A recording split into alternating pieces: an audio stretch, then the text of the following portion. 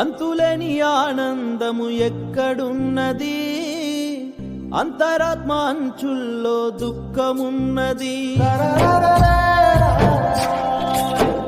అయ్యా నిన్ను చూడాలని తపనకున్నది, ఆశబరి అడవిలో నీ రూపమున్నది.